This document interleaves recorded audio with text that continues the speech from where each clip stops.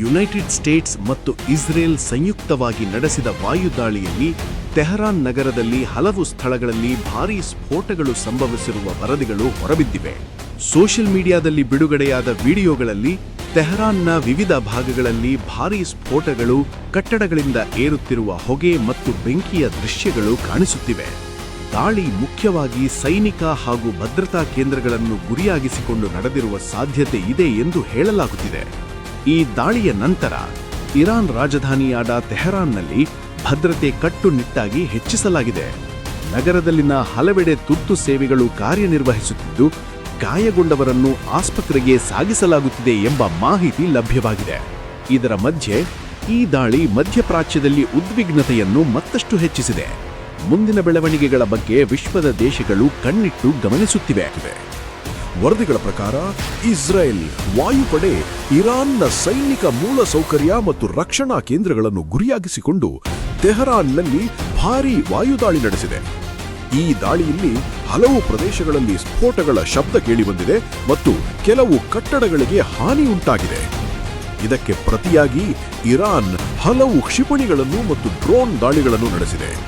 ಈ ದಾಳಿಗಳು United Arab Emirates, Saudi Arabia ಮತ್ತು ಇಸ್ರೇಲ್ ಸೇರಿ ಹಲವಾರು ದೇಶಗಳ ಕಡೆಗೆ ಉದ್ದೇಶಿತವಾಗಿದ್ದವು ಎಂದು ಹೇಳಲಾಗಿದೆ.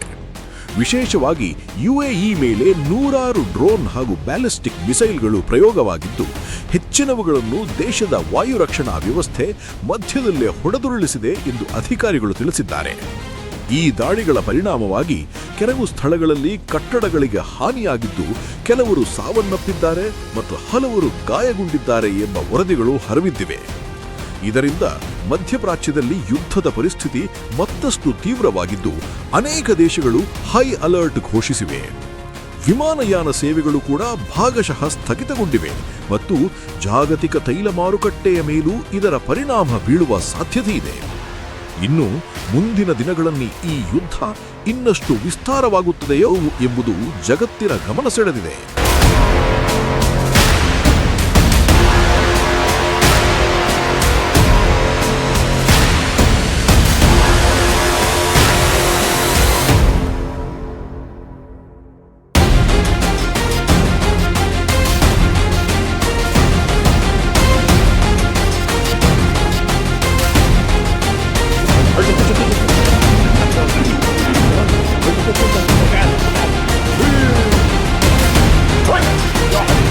مدد